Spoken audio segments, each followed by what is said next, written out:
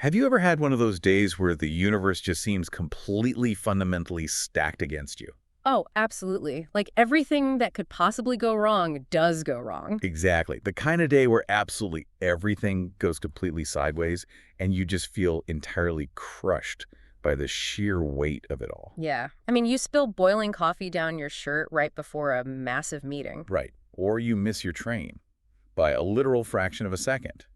A major project at work spectacularly falls apart. And by the time you finally drag yourself through your front door, your only instinct is to just, pull the covers over your head, turn off your phone, and completely hide from the world. We have all been there. And in those deeply frustrating moments, it is so incredibly easy to look outward at other people, especially those individuals who seem perpetually buoyant. You mean the ones who are just always smiling, always upbeat? Exactly those people. And you think to yourself, wow, they must have absolutely perfect, frictionless Like lives. they were just born under a lucky star and simply do not experience real problems. Right. We harbor this deeply ingrained, almost universal assumption that a profoundly happy person is simply a lucky person who has managed to completely bypass hardship. But today, we're going to take that assumption, dissect it, and really challenge it down to its very core. We are going to unpack a surprising, paradigm-shifting insight. True happiness is not the miraculous absence of bad things happening to you. No, it is actually an active, conscious, and sometimes exhausting internal choice that you have to make every single day. Welcome to Everyday English Flow, daily English practice, natural speaking, and effortless listening flow. We have an incredibly special layered journey planned for you today. We're going to do something a little bit different, a bit more multidimensional than usual. We aren't just looking at a standard textbook lesson today. No, our mission for this deep dive is to unpack a truly beautiful, timeless piece of cultural narrative. It is a story about a wise old lady and a deeply curious young man. And we are going to thoroughly analyze this narrative to extract the profound life lessons hidden within it. But crucially, we are going to do this while simultaneously utilizing the text to master advanced C1 level English linguistics. It is essentially a dual-engine approach. Today, we are going to extract 3 profound life lessons, master 5 advanced C1 level phrasal verbs, and explore 2 powerful English idioms. And I should add, I have prepared a very special bonus for you at the very end of our discussion today. I love a good bonus. It is a secret, highly advanced idiom that perfectly encapsulates the entire psychological thesis of today's story. So you will definitely want to stick around for the conclusion to catch that. I am definitely looking forward to that. In the next 5 minutes, you're going to learn how to perfectly describe the natural rhythm of life using a native-sounding idiom, and we'll introduce the wise old lady who holds the secret to true happiness. So let us jump right in and set the scene for this narrative. The story begins, as many great philosophical parables do, in a small, quiet, relatively isolated village. And in this village lives an old lady. She is known by absolutely everyone in the community for 3 distinct traits. Right. She is incredibly kind, she is profoundly wise, and most importantly, she is perpetually, almost confusingly happy. The people in the village just adore her. They treat her home almost like a sanctuary. Yeah, they're constantly dropping by to ask for advice or just to unburden themselves of their daily stresses because her mere presence is deeply regulating. But there is one young man in this village who is deeply skeptical. He just cannot wrap his head around her disposition. Yeah. He watches her day after day, and finally, his curiosity just boils over. He approaches her and asks the fundamental question that sits at the core of our deep dive today. He asks, "Why are you always happy? No matter what catastrophic things happen around here, you never seem to break down. Did you ever feel bad when things go wrong?" It is such a wonderfully human, raw question. It really is. He is looking at her external visible state, as her smile, and he assumes her visible joy is the direct result of an absence of invisible pain. He thinks she has somehow opted out of the human condition entirely. But her response to him is the absolute key to our first major paradigm shift. She doesn't laugh at him. She just smiles very gently and replies, "My dear, life is full of ups and downs." Ups and downs. It is a phrase we hear so often that it almost risks sounding like a cliche. But when you actually stop and analyze it, it carries an immense amount of philosophical and linguistic weight. It completely reframes how we are supposed to view our timeline. It really does. If we look at this from a C1 advanced language perspective, ups and downs is an incredibly common but absolutely essential English idiom. Right. It represents the inevitable mixture of good and bad things in life, or, in any specific prolonged situation. But the genius of the phrase lies in its inherent cyclicality. Cyclicality, I like that. It implies gravity and momentum. Exactly. It is not just a flat line of good things and bad things. What goes up must eventually come down. Which is a bit sobering, honestly. It is, but conversely, and this is the hopeful part, what goes down is eventually going to come back up. It is an idiom of inevitable oscillation. You're never stuck permanently in one state. Precisely. Let us look at how a native speaker would deploy this in complex, real-world context because it scales to almost any situation. Okay, let's start with a business context. An executive might be giving a speech to shareholders and say, while this company has certainly experienced its fair share of ups and downs over the turbulent past decade, it remains a steadfast leader in the industry. So in that scenario, the ups are the highly profitable quarters. Right. The successful product launches, the revenue spikes. And the downs are the financial hemorrhages or the layoffs or failed innovations. Exactly. And it scales down to the intensely personal level, too. Think about a long-term relationship. Like a marriage. You might hear someone say at an anniversary dinner, building a 50-year marriage has involved incredible ups and downs. The actual secret to longevity isn't avoiding the downs, but learning how to communicate effectively while you are in the trenches of them. The ups are the honeymoon phases, having kids, the shared triumphs. And the downs are the brutal arguments, the financial stressors, the moments of profound disconnection. And we can apply this directly to the journey you, the listener, are on right now with your own personal development. Yes, like mastering a complex skill, such as a new language. You might find yourself explaining to a friend, the pursuit of C1 level English fluency is characterized by significant ups and downs.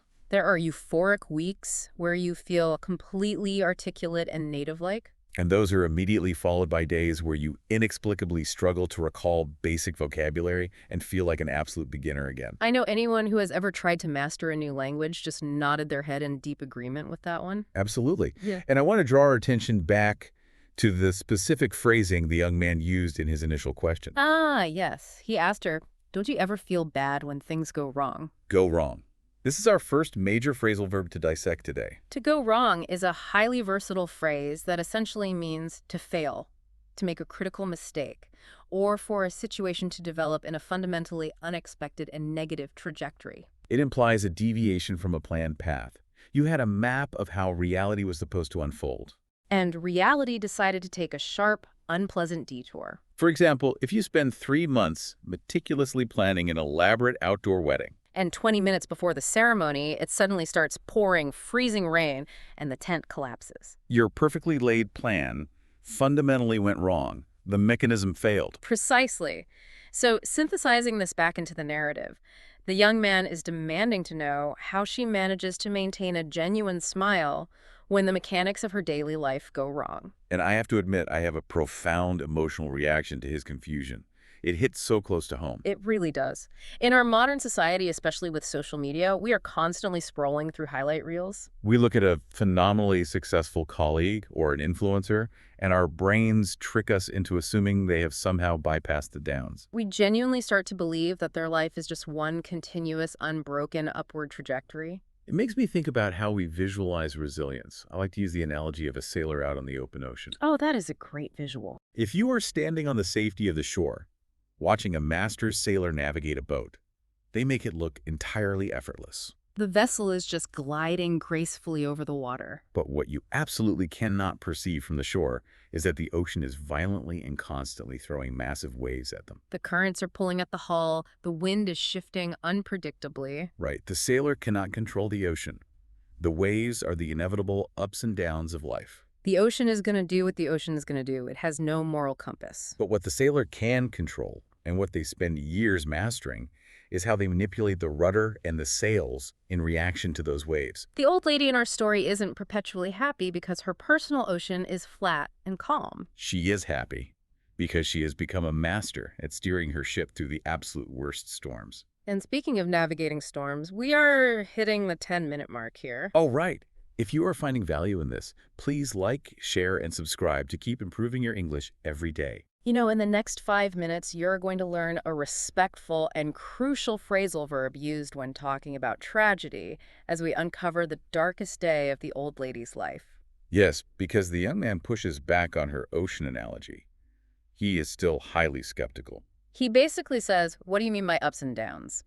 It is easy to say that when things are generally fine. But how can you possibly maintain that mindset when something truly catastrophic happens? And to answer this challenge, she sits him down and tells him a story from her own past. It is a backstory that completely obliterates his naive assumption that she has lived a sheltered, easy life. This is the turning point of the narrative where she reveals her deepest, most painful vulnerability. She tells him that many decades ago, when she was a young woman, she had a vibrant, beautiful family. She had a husband whom she loved fiercely and young children. But they were by no means wealthy people. They lived paycheck to paycheck, struggling with the daily grind of poverty. But they were deeply connected and incredibly happy. Until the absolute ultimate tragedy struck. Her husband contracted a severe illness. And because they were living in poverty, they simply did not have the financial resources to purchase the specialized medicine he desperately needed. She tells the young man how they tried everything. They begged, they borrowed, they worked themselves to the bone. But the systemic barriers were just too high. The illness progressed, and despite all their love and effort, he passed away. She looks the young man dead in the eye and tells him that it was unequivocally the darkest, most agonizing day of her entire existence. She wept until she was physically hollowed out. And in that suffocating darkness, she genuinely believed that she would never, ever be capable of feeling happiness again. It is a staggering, heartbreaking reality. It really is. But linguistically, as students of advanced English, we need to pause and examine the specific phrase she uses here. Yes, she doesn't say he died, she says he passed away. This is our second major phrasal verb, and understanding its usage is an absolute necessity for C1 learners. You need this to navigate sensitive social situations with native-like grace. So let us dig into this. Why is there such a strong cultural preference among English speakers to use passed away instead of just using the biologically accurate verb died? What you are looking at is the psychological function of a euphemism. A euphemism. Can you break that down for us? Absolutely. A euphemism is a mild, indirect, or culturally softened term substituted for one that is considered to be too blunt, harsh, or emotionally abrasive. Because historically, human beings have always struggled immensely with the concept of mortality. Exactly. Death is the ultimate terrifying unknown. It is a highly sensitive topic. While the word died is factually correct, using it in normal conversation can feel like a sudden slap to the face. It feels cold, abrupt, and sometimes aggressively final. Passed away, on the other hand, acts as a linguistic cushion. It softens the emotional blow. It gently implies a transition, a passing from one state to another rather than a brutal end. It is fundamentally a tool of empathy. It is fascinating how language evolves to protect our psychology. But how does the application of this phrase change depending on the environment? That is the beauty of this specific phrasal verb. It is incredibly versatile across the formality spectrum. Because its core function is respect, and respect is required everywhere. Exactly. For example, in a highly formal corporate environment, if you are sending a company-wide email to human resources, You might write, I am writing to formally request a temporary leave of absence as my father recently passed away. it is impeccably polite, professional, and maintains necessary boundaries. Well, you could also use it in a deeply intimate, informal setting. Right. Say you are sitting on a couch with your best friend who is crying. You would use the exact same phrase for its gentleness. I was so incredibly heartbroken to hear that your dog passed away last night. I know how much you loved him. And if you find yourself speaking directly to an acquaintance who has just experienced a profound loss, the universally accepted phrasing would be something like, I was so deeply sorry to hear that your husband passed away. Please accept my sincere condolences. By using passed away, you actively avoid the stark harshness of the word died, while fully acknowledging the gravity of their loss. That is incredibly valuable for our listeners to understand. But bringing this back to the psychology of our story, the reality of her past is just completely staggering. The young man assumed she was this sheltered, naive optimist. But the truth is, she has survived immense, devastating grief. And honestly, if we are going to do a true deep dive here, we have to push back a little bit on the philosophy of her current state. I agree because I know for a fact some of our listeners are wondering this exact same thing. If she went through the absolute ultimate tragedy, watching the love of her life waste away because of poverty. How can she possibly justify smiling so brightly now? Doesn't her current happiness feel almost flippant? Isn't it practically a betrayal of that profound grief to be happy again? That is such a philosophically potent pushback. What you are describing is the core mechanism of survivor's guilt. It is a highly documented psychological phenomenon. We often subconsciously construct a narrative that our grief is a monument to the person we lost.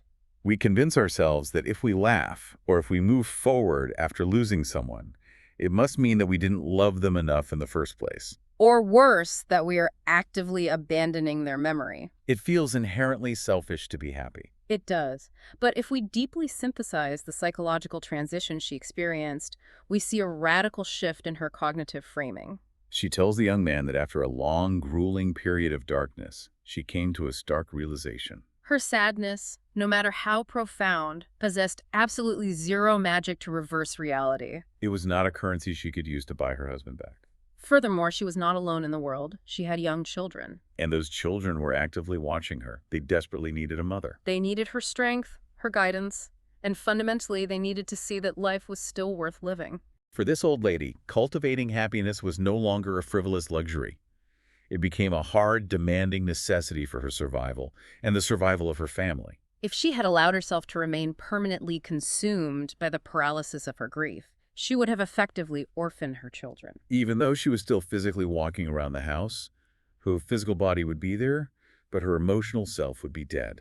Choosing to find joy again was an act of profound courage and intense responsibility. It was the absolute opposite of betraying her husband's memory. It was honoring the life he helped create. That completely reframes how we look at moving forward after trauma. You know, in the next 5 minutes, you're going to learn a powerful metaphor about stealing and discover exactly how the old lady shifted her mindset to survive her grief. Yes, because the story pivots here from a tale of tragedy into a practical strategy for cognitive restructuring. She tells the young man that once she realized she had to survive for her children, she knew she had to radically alter how she processed reality. She made a conscious, ironclad decision. She fully acknowledged that life would always continue to generate bad moments. The ocean is always going to throw waves. But she made a vow that she would not allow those external bad moments to steal her happiness. Let us stop and do a thorough linguistic deep dive into this phrasing. The concept of letting a moment steal my happiness is a brilliant use of metaphorical imagery. What we are witnessing here is the rhetorical device of personification. Right, exactly. For our listeners, personification is when you assign human characteristics or intentions to something that is fundamentally abstract. In her mind, she is actively treating bad moments like literal, malicious human thieves trying to break into her home. By doing this, she changes the nature of her own emotion. Happiness is no longer just a passive feeling. It is a highly valuable, tangible treasure that she rightfully owns. When a bad moment occurs, she doesn't view it as the universe punishing her. She views it as a thief attempting to break in. By framing it this way, she gives herself psychological agency.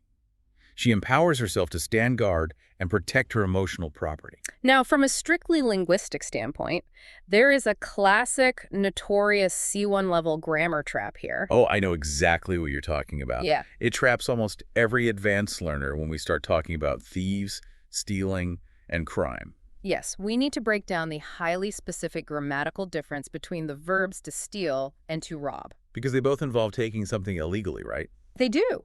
The fundamental difference doesn't lie in the action itself, but in the grammatical structure of the sentence. And crucially, what exact entity is acting as the direct object of the verb? The golden rule to memorize is this. You steal a thing, an object, but you rob a person or a place, the victim. Okay, let us unpack this mathematically. Give us the exact syntactic formulas. The syntactic formula for steal is to steal the object from the victim. For example, you would say, the math thief stole my leather wallet from me while I was distracted. Exactly. The formula for rob operates entirely differently. It is to rob the victim of the object. So the masked thief robbed me of my leather wallet. Yes. So if we apply this grammatical rule directly to the metaphorical philosophy of the old lady, we can correctly say she decided not to let the bad moment steal her happiness. Because in that sentence, happiness is the abstract thing, the object being taken. Correct. Therefore, steal is the appropriate verb. And what if we wanted to express the exact same philosophical idea, but we wanted to utilize the verb rob? We would have to restructure the sentence completely. We would say, she decided not to let the bad moments rob her of her happiness. Notice that we must use the preposition of after identifying the victim. You rob her of it. You absolutely cannot say the bad moments robbed her happiness. That is a very common, glaring grammatical error that will immediately flag you as a non-native speaker. You cannot rob a concept. You rob the person. That is a fantastic, nuanced C1 distinction. I highly recommend mentally bookmarking that formula. So returning to her cognitive framework, she makes this profound decision not to let external chaos steal her internal joy. It fundamentally boils down to a radical choice regarding the allocation of her focus. She fully acknowledges that horrific things exist in the world. She isn't practicing blind optimism. But she recognizes that while she cannot control the existence of the bad things, her reaction to them is completely within her jurisdiction. It makes me think of an analogy regarding the neuroscience of attention. Let's hear it. Imagine your consciousness is a very large, incredibly dark room, and you are standing in the center of it, holding a single high-powered spotlight. Okay, a spotlight in a dark room. Now, in this room, there is a massive pile of rotting, putrid garbage in one corner.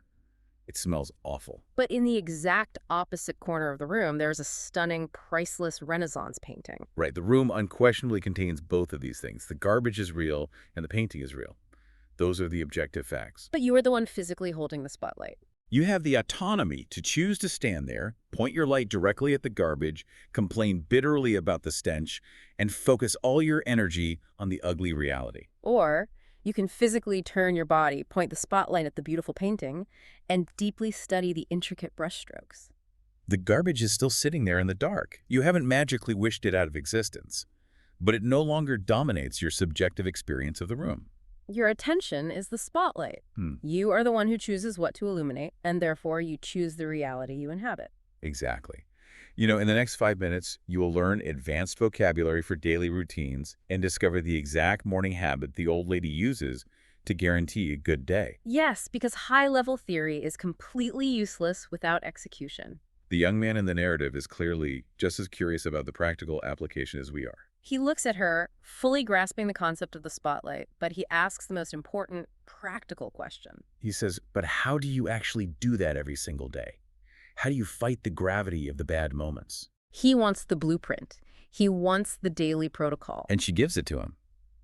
She explains her highly specific, non-negotiable daily method. She says that every single morning, the absolute second she wakes up before the worries of the world can rush into her brain, she forcefully tells herself a specific mantra. Today is a brand new day, and regardless of what happens, I will proactively find something to be happy about. She admits that some days are vastly harder than others, but she forces herself to look for the micro-joys. She actively looks to see if the sun is shining through the window. She looks to see if a small flower is blooming in the dirt outside her door. She focuses on the anticipation of seeing a familiar friend at the market. She operates on the core belief that if you look hard enough, there is always something to be thankful for. This specific routine brings us to some incredibly evocative C1 vocabulary. Let's deeply examine the imagery embedded in the phrase, a flower is blooming. In a strict literal botanical sense, to bloom means for a plant to open up, for its petals to unfold. But in advanced English, we constantly utilize bloom or blossom metaphorically. We use it to describe a human being, a skill set, or a complex situation developing in a highly positive, beautiful trajectory. Can you provide a few metaphorical examples of how we might use bloom? Certainly. In an educational context, a teacher might say, after struggling significantly during her first year, she has truly bloomed in her second year, developing into a brilliant student. Or, if we are analyzing interpersonal dynamics, you might observe what started as a very tentative professional relationship slowly bloomed into a deeply trusting partnership. It implies a natural, organic growth that cannot necessarily be rushed. Right. You also hear the specific idiom late bloomer used quite frequently in English. Yes, a late bloomer is an individual who achieves their potential or finds their path significantly later in life than societal norms expect. It is a phrase of grace, acknowledging that everyone's timeline for blooming is uniquely their own. And the old lady relies on finding these tiny blooming flowers because she fundamentally believes there's always something to be thankful for. To be thankful for is a foundational phrase expressing active gratitude.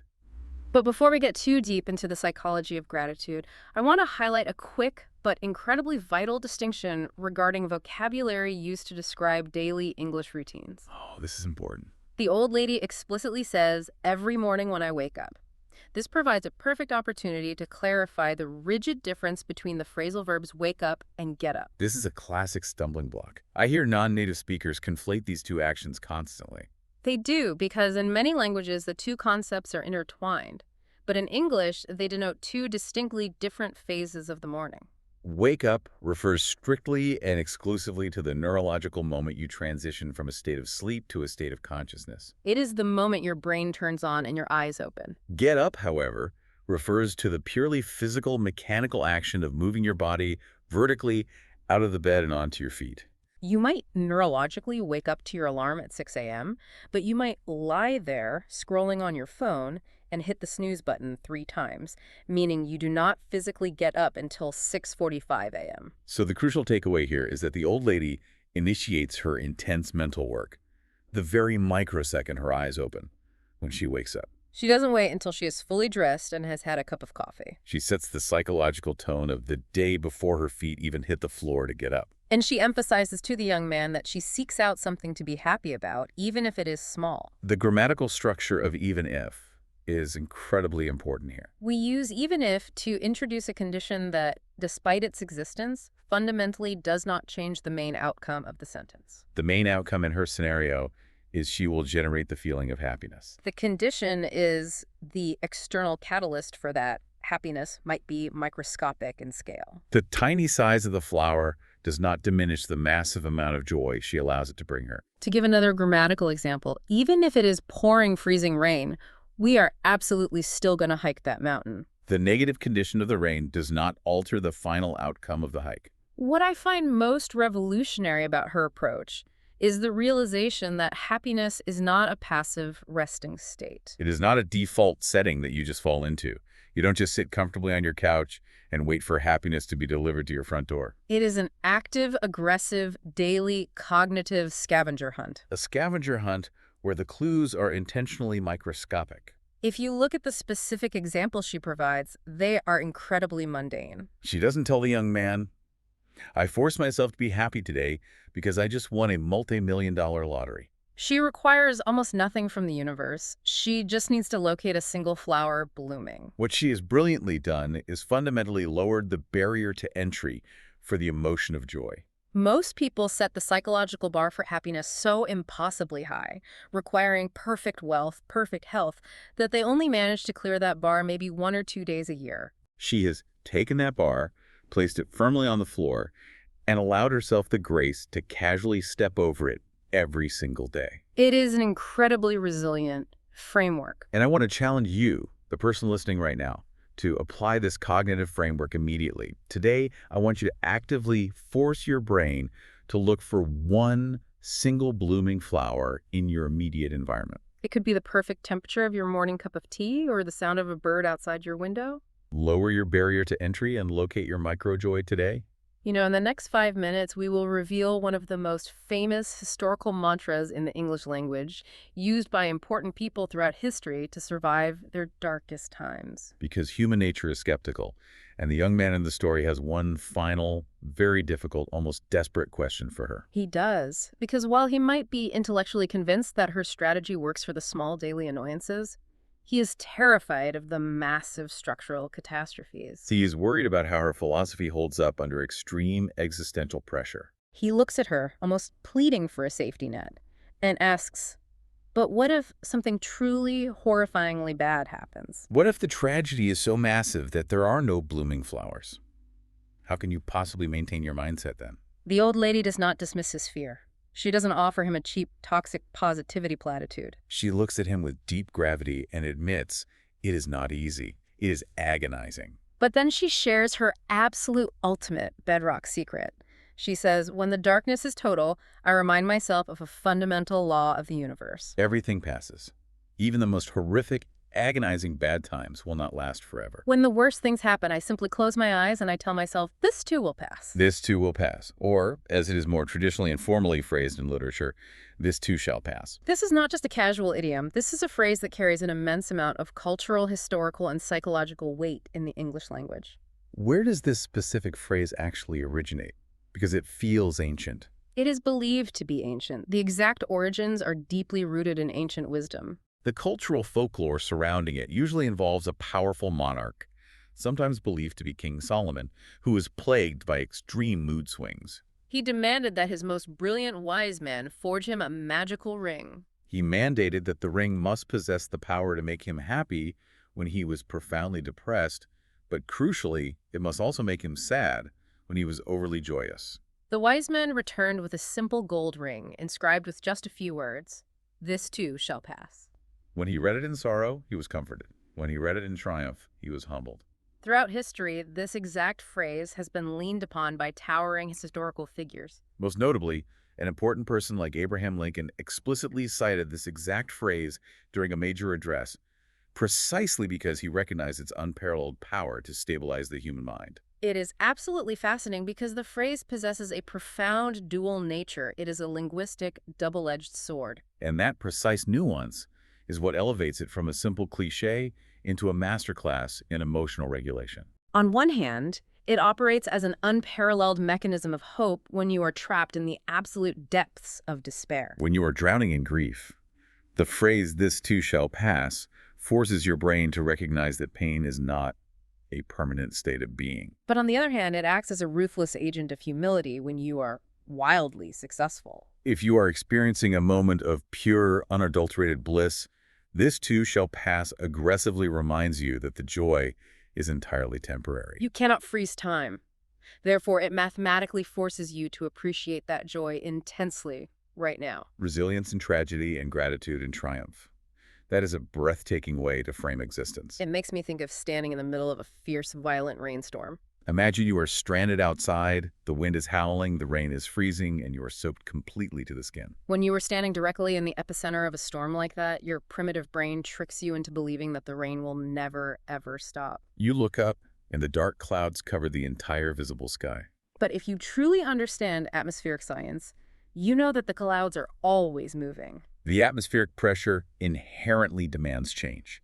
It is an unarguable law of physics that the storm must pass. Your only actual job, your only responsibility is to find a way to survive the elements until the sky inevitably clears. And while she waits for her personal storms to pass, the old lady tells the young man that she utilizes that time to aggressively focus her spotlight on what she still possesses in the ruins. She focuses on her physical health, the friends who checked on her, or even just the raw biological fact that her lungs are still drawing breath.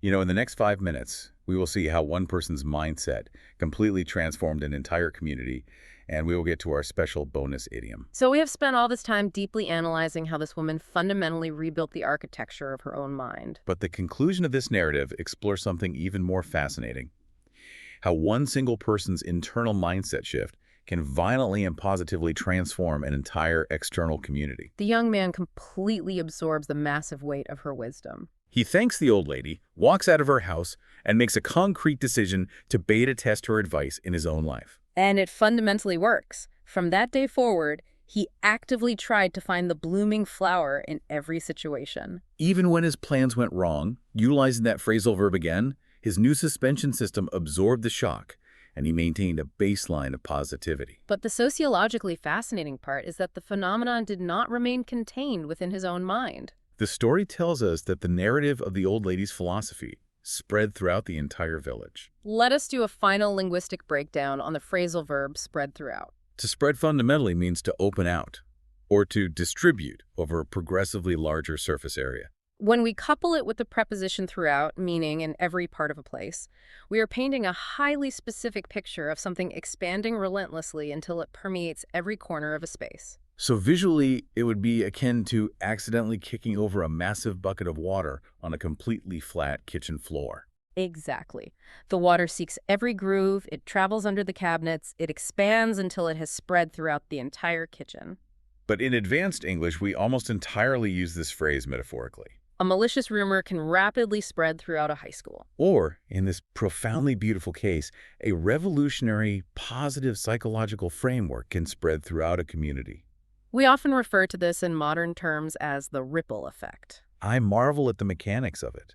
It is deeply connected to the concept of emotional contagion. Emotions act exactly like viruses. The ripple effect occurs when one isolated action causes a cascading series of reactions that travel outward. Precisely like a heavy stone, violently dropped into the center of a still pond, generates ripples that eventually crash against every inch of the shoreline. I also love thinking about this through the lens of a candle. Oh yes, one single brightly lit candle can be used to ignite 1,000 other entirely unlit candles. And the magnificent thing about the physics of that transfer is that the original candle never loses a single fraction of its own heat or light in the process. The old lady, sitting alone in her grief, was the first lit candle.